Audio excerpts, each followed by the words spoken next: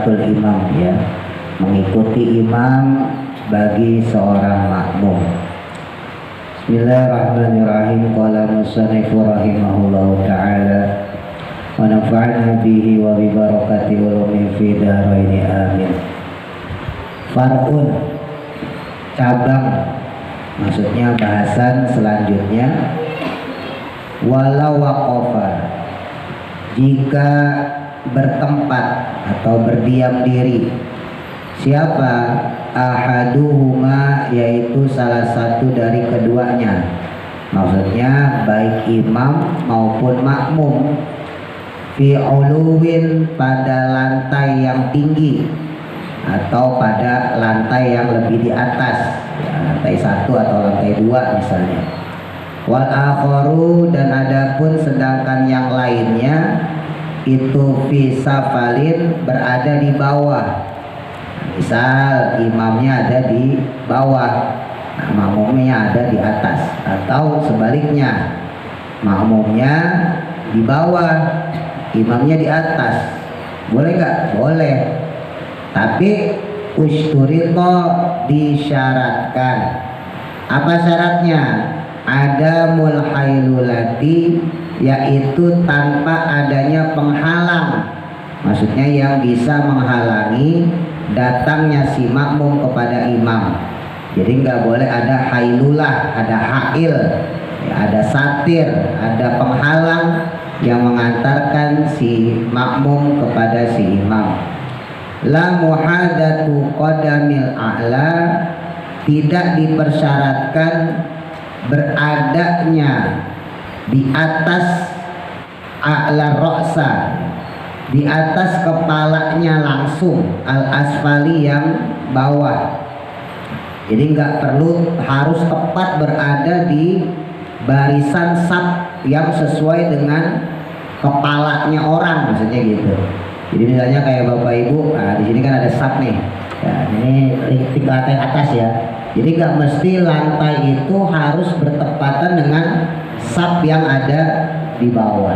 Jadi seandainya gitu ya, seandainya pala ini kan otomatis kan kalau kaki di sini ya, kaki di sini yang di garis bening ini, garis putih.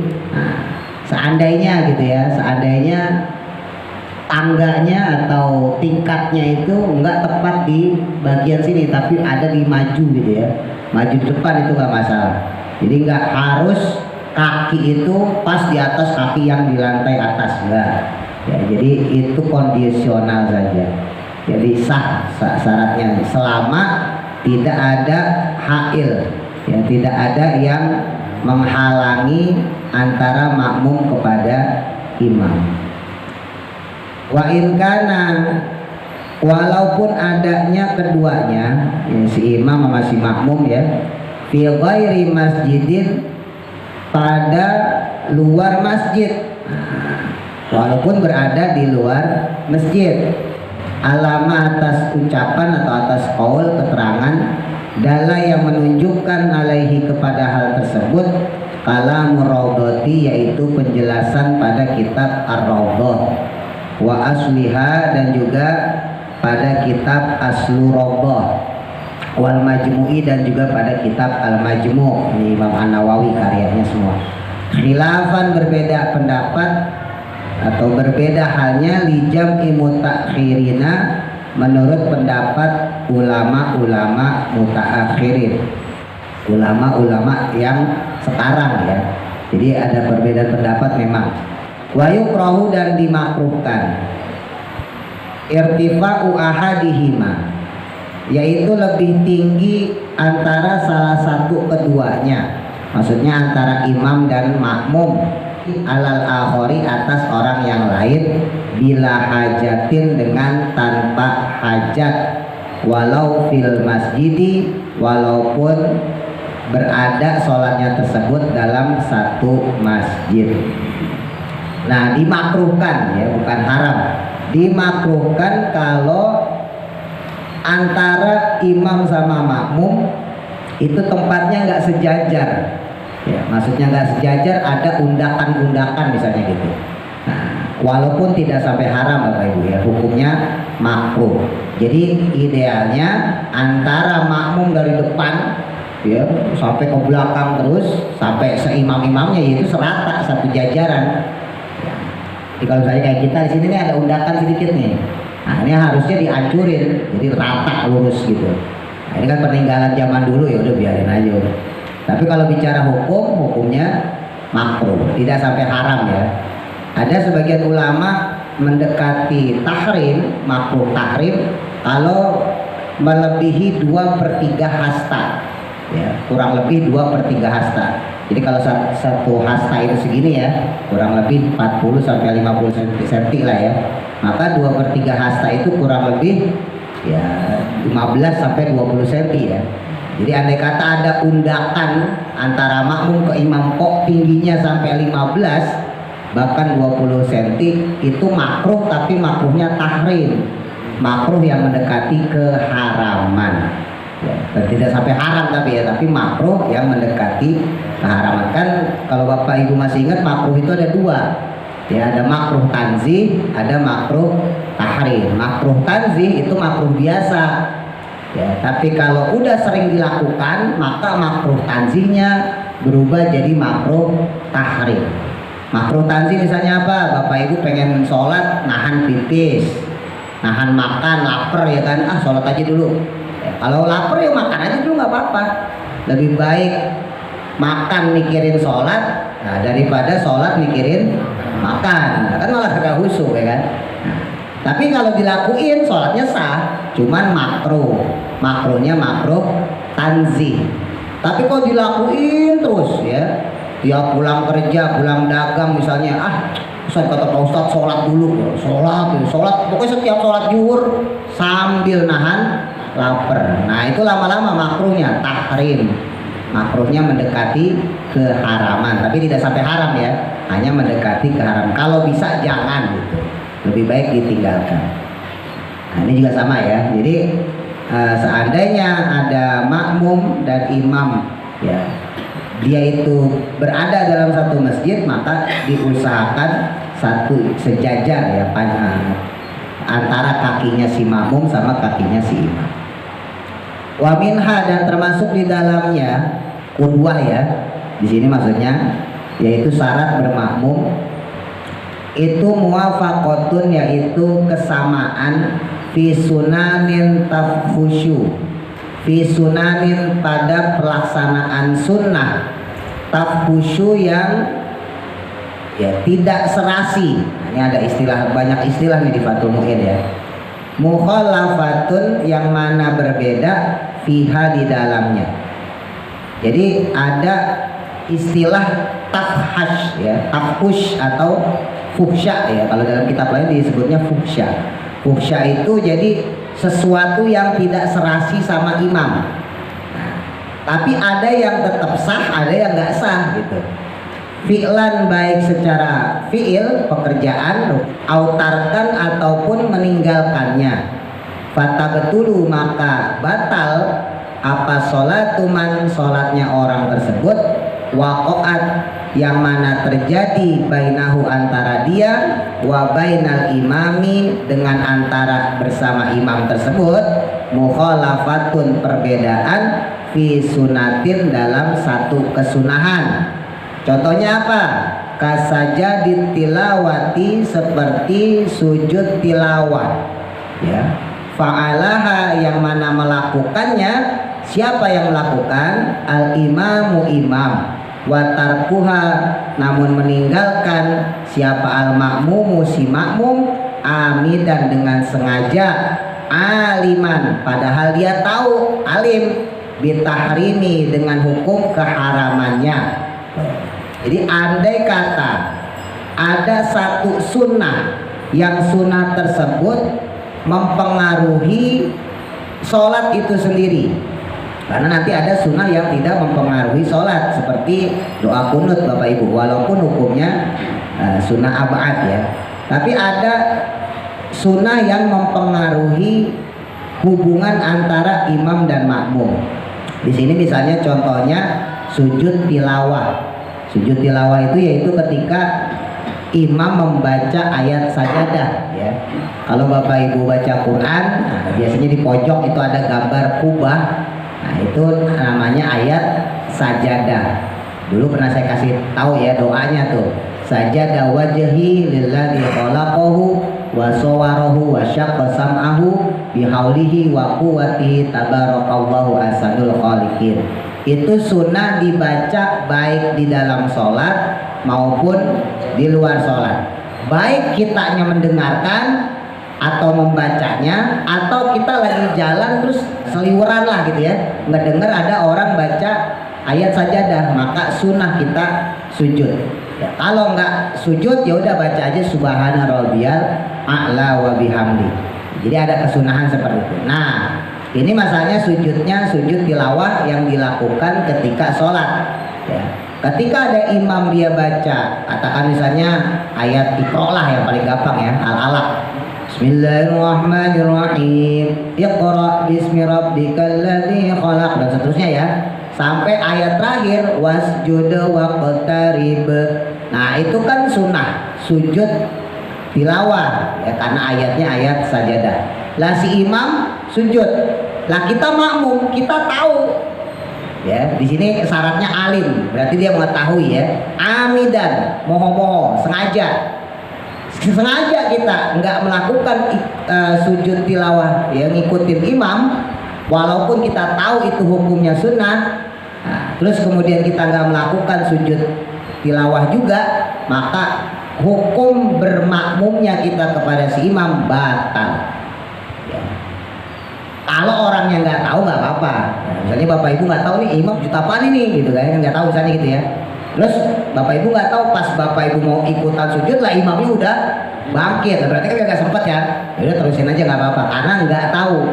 Tapi kalau tahu ya, pokoknya ada imam tiba-tiba kok sujud, nah berarti dia sujudnya sujud tilawah ya, karena sujud yang aneh itu di sholat cuma dua ya, sujud sajadah, sujud tilawah, sama sujud sahwi.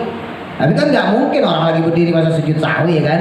Nah, sujud sahwi kan belakangan, berarti yang dilakukan pasti sujud tilawah. Nah, maka kalau kita ngerti ya, wajib buat kita ngikutin, walaupun nanti ada perbedaan sujud tilawah itu sendiri.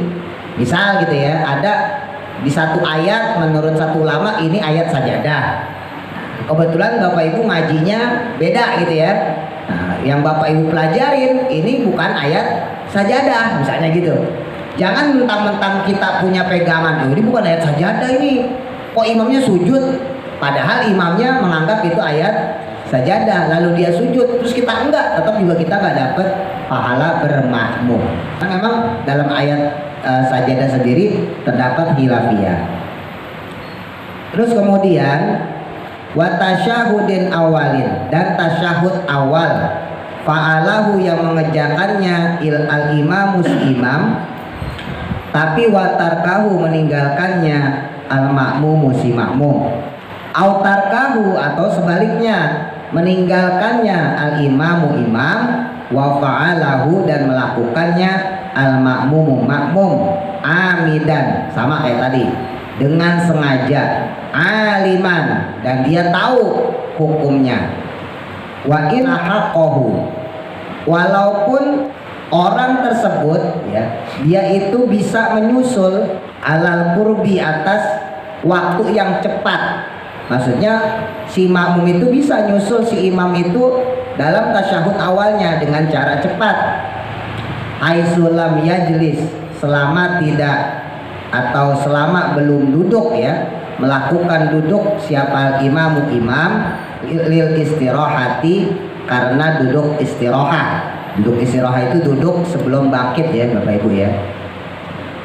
Liudulihi, karena berpalingnya dia an fardil mutaba'ati, dari fardunya mengikuti si imam ila sunatin, kepada satu kesunahan. Ama idza lam tafkushu, dan adapun jika tidak fuhush ya, tadi tidak serasi ya, al mukhalafatu akan perbedaan fiha di dalamnya, fala yaduru, maka tidak apa-apa. al-ityanu melakukannya bisunati dengan sunnah, kakunutin seperti kunut, adroka yang mana bisa dia mendapatkannya ma'al ityani dengan melakukan bihi dengan kunut tersebut. Siapa imamu imam fi sajdatihi pada sujudnya makmum al-ula yang pertama.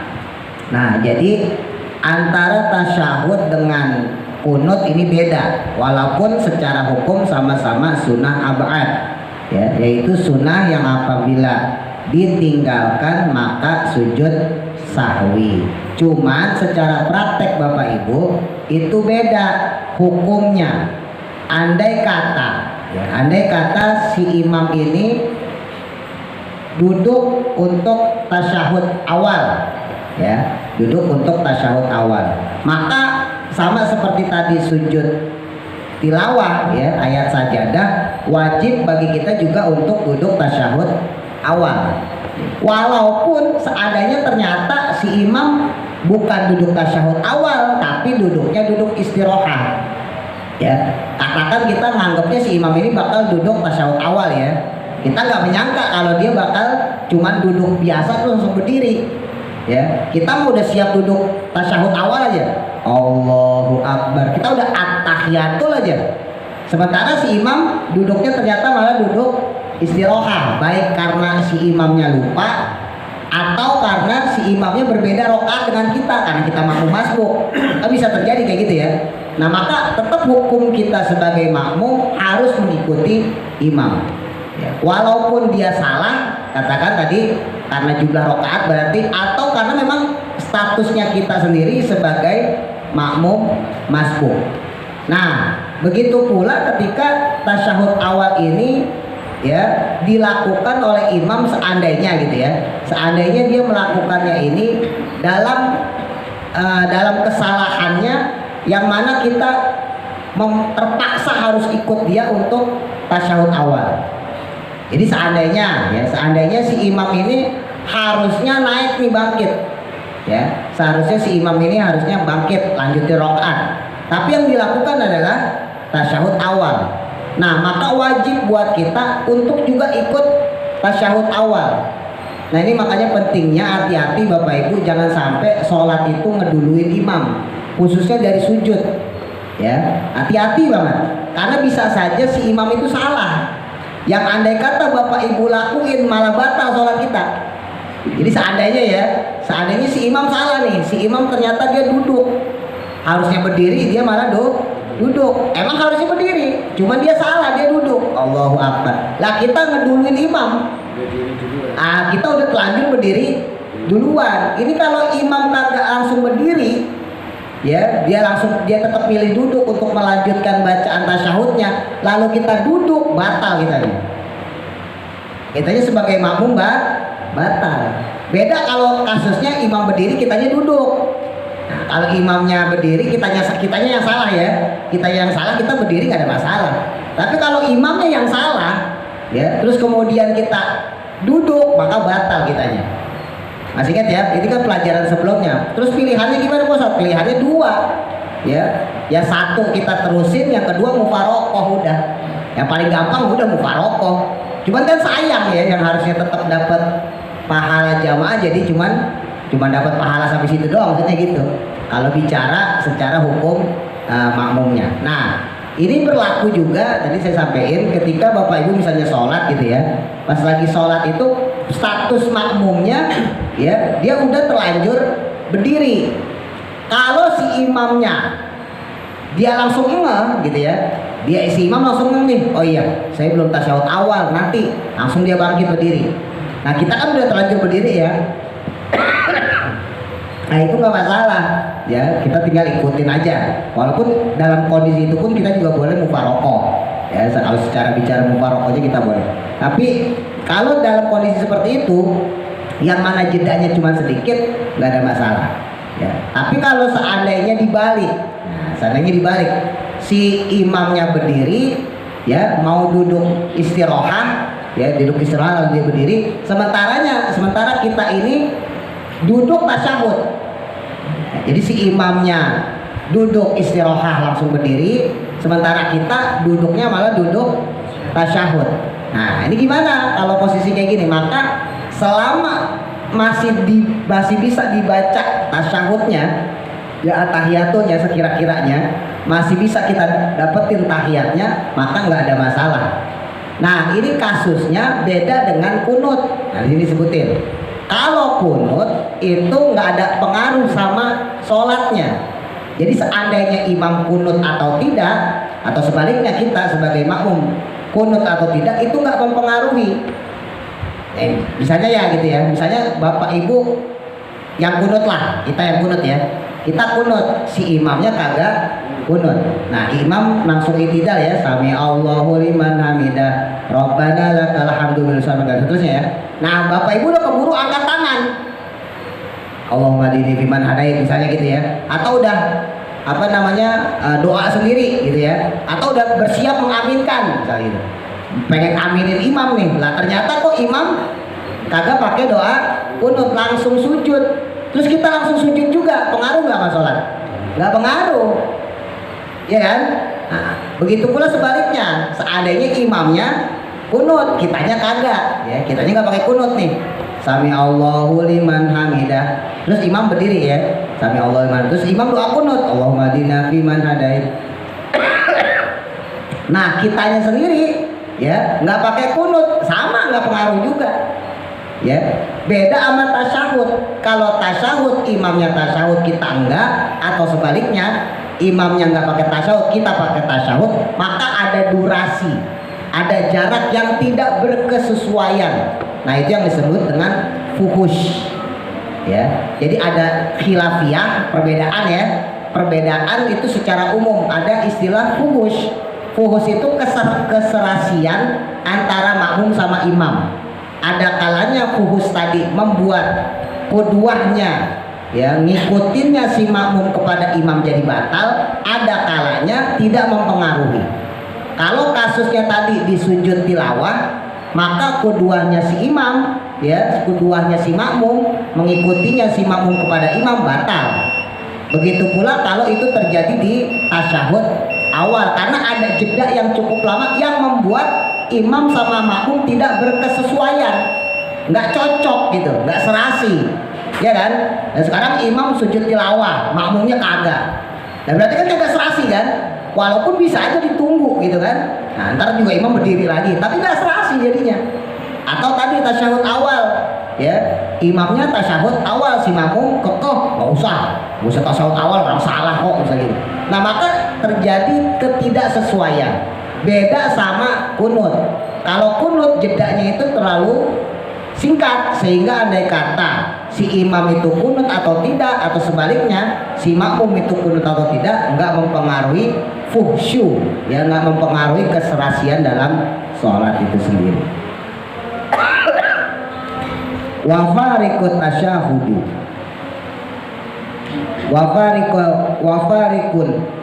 wafarikut tasyahuda, dan perbedaannya tasyahud al awala yang pertama atau tasyahud awal, di anau karena sesungguhnya makmum ya fihi di dalamnya itu ahdasa melakukan kuku dan duduk, lam yaf'alahu yang mana tidak melakukannya siapal imamu imam. Nah, ini menurut Fathul Mu'in ya, dijelasin lagi perbedaannya. Kenapa? Karena tasyahud awal itu dilakukan oleh seorang makmum yang dia melakukannya itu tanpa adanya maksud untuk duduk ya, yang tidak dilakukan oleh si imam. Siapa imamu imam, wahada, dan adapun sedangkan untuk kunut ya dalam hal ini innama tawala, yaitu hanya saja kunut yang dibaca orang itu memperlama saja, ma akan sesuatu karena yang ada fihi di dalamnya siapa imamu imam. Jadi kalau untuk kunut nggak berpengaruh karena hanya menambah durasi saja. Fala fuhsya, tanpa adanya fuhsh ya, tanpa adanya kehilangan keserasian. Wakada, dan demikian pula halnya la yadurru, tidak apa-apa atau tidak membahayakan apa al-ityanu yaitu melakukan bitasyahudil awali dengan tasyahud awal, in jalasa jika duduk, imamuhu si imamnya, lil istirahati untuk istirahat. Nah, boleh juga seandainya gitu ya. Seandainya kok imamnya duduk istirahat. Ya, bukan duduk tasyahud Bapak Ibu, duduknya duduk istirahat.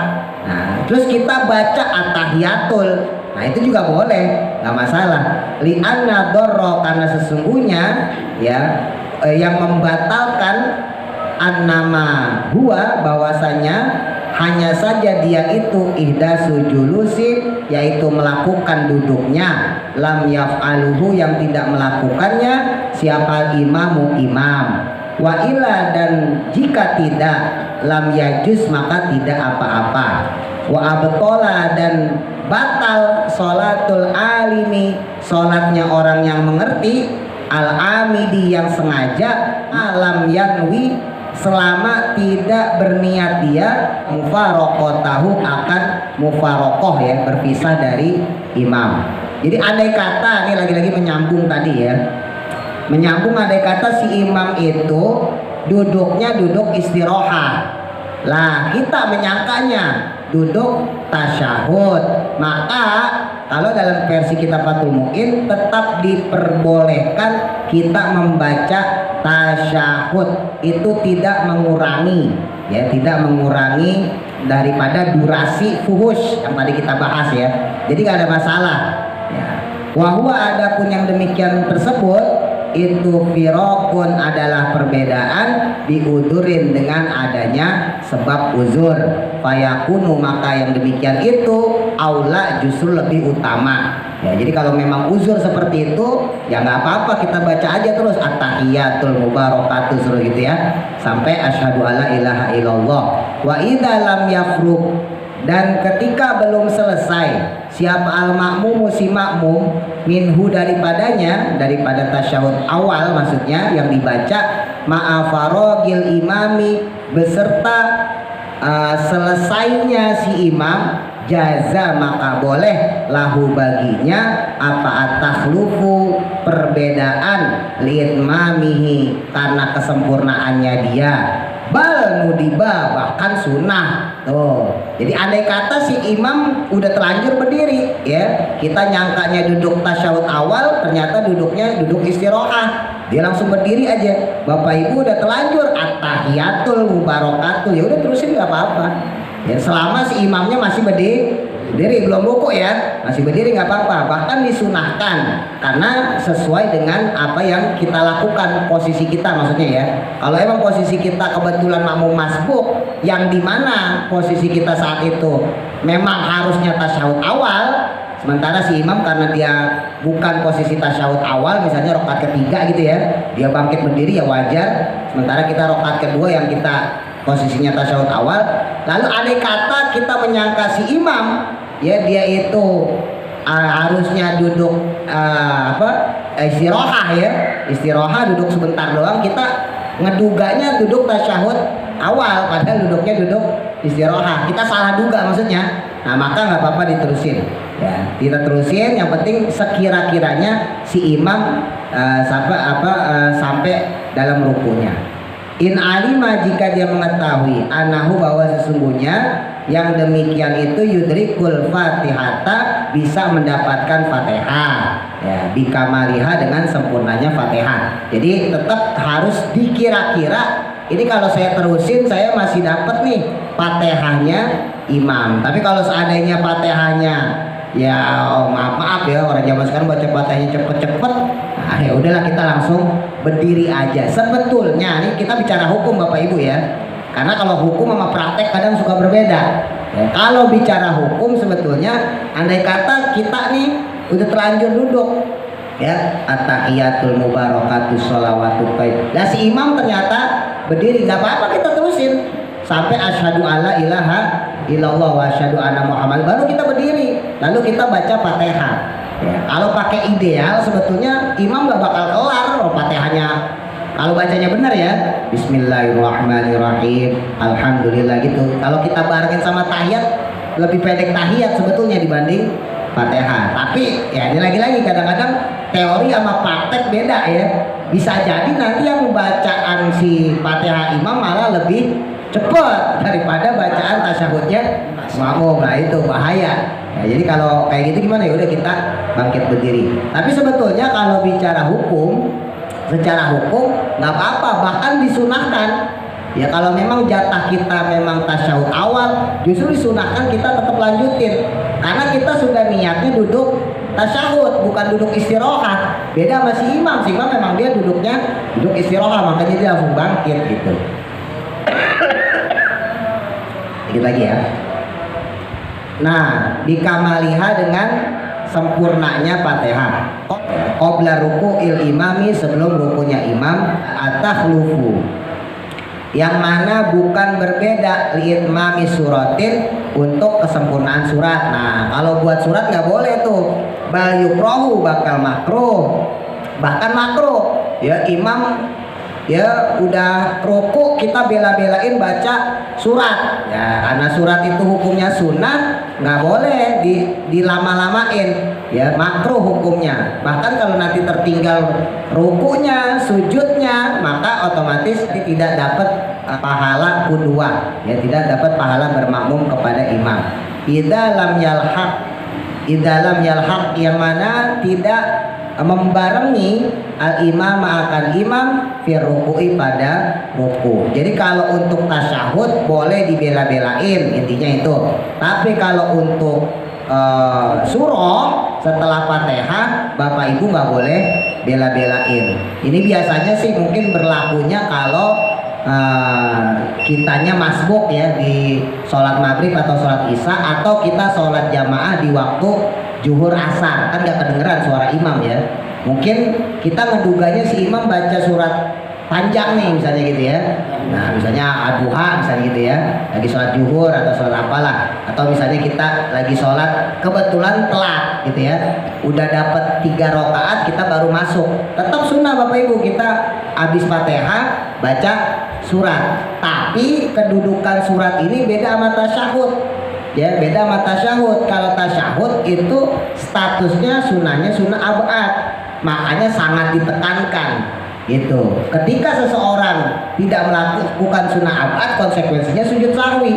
Beda sama surah setelah Fatihah. Kalau Bapak Ibu baca atau tidak membaca surah setelah bacaan Fatihah, itu nggak mempengaruhi sholat. Jadi seandainya kita nggak baca pun, kita baru qul huwallahu ahad misal gitu ya, qul huwallahu ahad Allahus samad, imam udah keburu ruku terus kita ikutin ruku, itu nggak pengaruh sama sholat kita, nggak ada pengaruhnya ya. Beda sama tasyahud.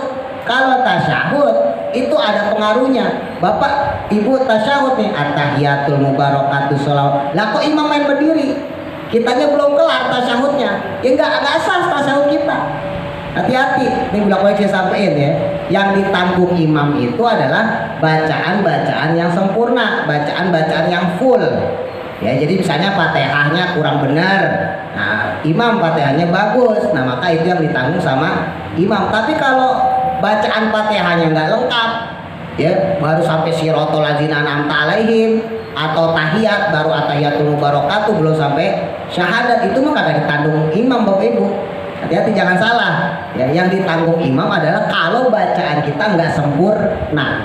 Jadi kalau misalnya bacaan kita misalnya gitu ya, ar-rahmanir-rahimnya mungkin himnya kurang tipis gitu ya, at-tahiyatulnya mungkin kurang tekan, at-tahiyatul misalnya gitu ya, tasdidnya mungkin kurang tekan, tapi genep, dibacanya genep, lengkap ya, maka nggak ada masalah.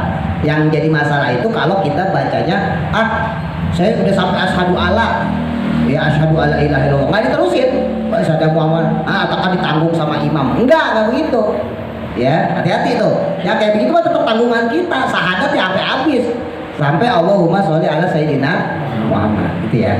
Wallahu a'lam, mudah-mudahan manfaat. Al-Fatihah. A'udzu billahi minasyaitonir rajim.